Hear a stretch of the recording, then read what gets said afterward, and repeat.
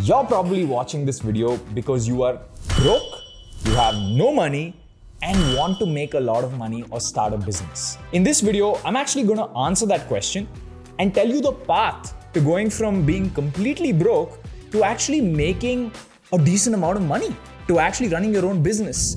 And the path is not going to be what you think. It is not going to be an overnight success. You're not going to be an overnight success. The truth is that it's actually going to take much longer. It is going to take a lot of effort, but I'm here to tell you exactly how.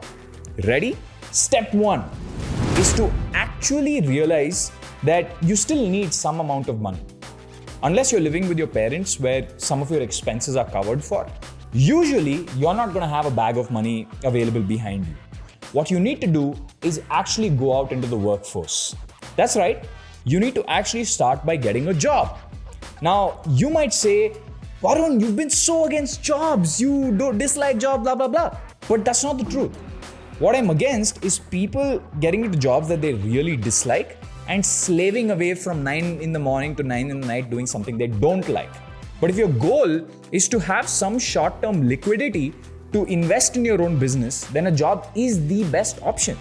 So step 1 is to actually apply, which is to use LinkedIn, to use Twitter.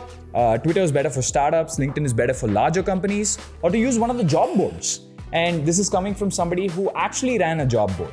But the best way to ensure you get a job, which is that you clear the interview and not just, apply, is to actually have skills.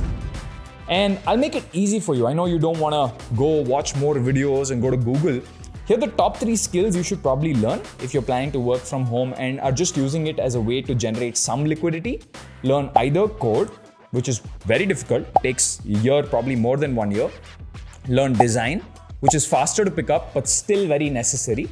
And finally, to learn either marketing or sales, right? This will allow you to take a product that already exists and get it into the hands of more people, right? Whether in marketing, you use a tool to do it. In sales, you're actually contacting people one by one by one. Now, if you're like me and don't enjoy working for somebody else, mainly because you like that autonomy, what you should probably then consider is freelancing. Today, in this post-pandemic era, I feel like most people are anyway sort of freelancing. You're working from home. You're working in a company for a few months. Most people are working for companies for like 3-5 months these days, right? And you're probably doing some sort of digital skill. The big difference for you, whether it be jobs or freelance, is how do you apply? And typically in jobs, like I've said, it's either LinkedIn, Twitter, one of the job boards.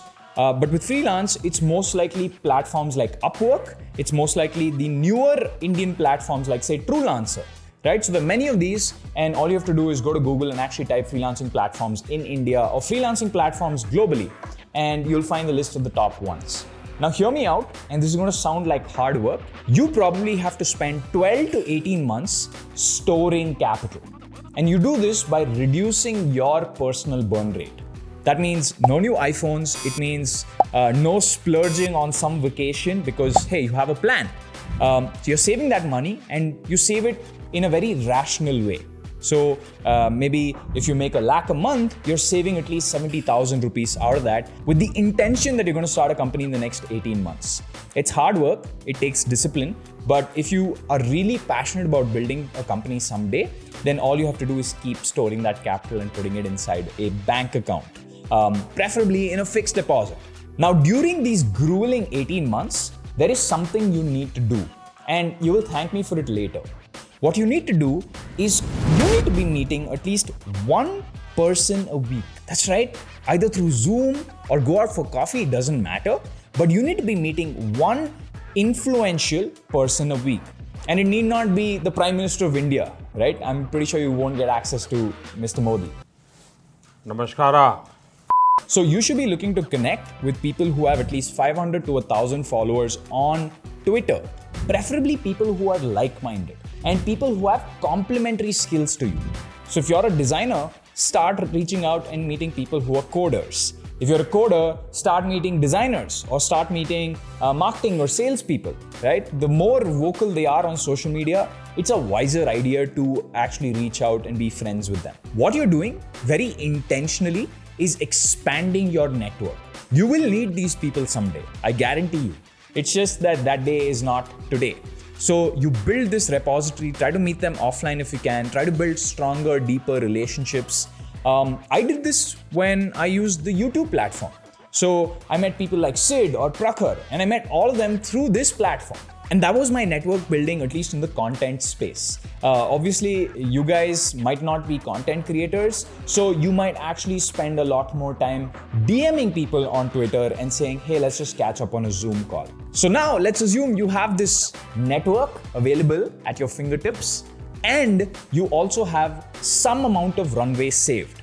So you've been saving money for 18 months. Let's assume that you want your company to survive another 12 months, right? You're going to quit your job or quit your freelance career and actually double down on your company. And this is something I did in college. So I was freelancing in the third year.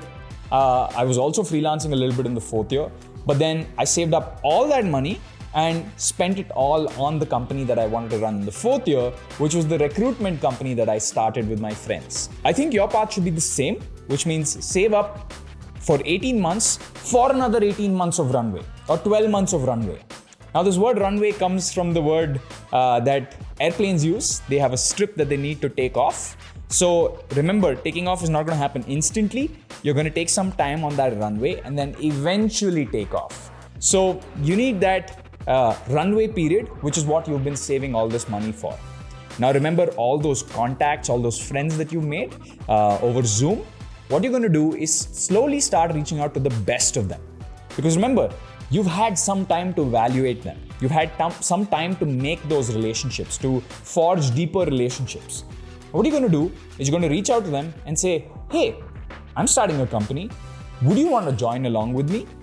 It's as simple as that. And this is exactly the formula I used with co-founders in multiple different companies, right? I just DM'd them or texted them and said, hey, do you want to go out for coffee? And outside at coffee, I'd say, hey, I'm starting a company. This is what it's going to do. Or sometimes I don't know what it's going to do, but do you want to jump along? And that is the formula for you to get those co-founders on. That's why you need to be spending those 18 months meeting new people, because if you don't, you're going to get into this problem where you're trying to start a company, you have some money saved over, but you have no co-founders. And that is a very dangerous place to be in, because running a company is mentally draining. It is taxing. It's a roller coaster, right? There are some days where you're going to crash and some days where you're going to fly. You need somebody to help you tank or soak up those emotions with you. That's why a co-founder is important. Now, imagine you're a designer and you found one coder friend and maybe one marketer friend who you're starting a company with, right? You guys have decided the name, you guys have decided the product, and you go ahead and start building. So over the next few months, you've actually built out the product. It looks beautiful. Now what you're going to do is actually start reaching out to people on LinkedIn and Twitter saying, hey, here's a product. Do you want to try it? And believe it or not, many people these days are open to reaching out and saying, hey, I'd love to try that product. And what you've been doing over those 18 months while you've been saving money is building a network, which you're now going to use to also sell your product.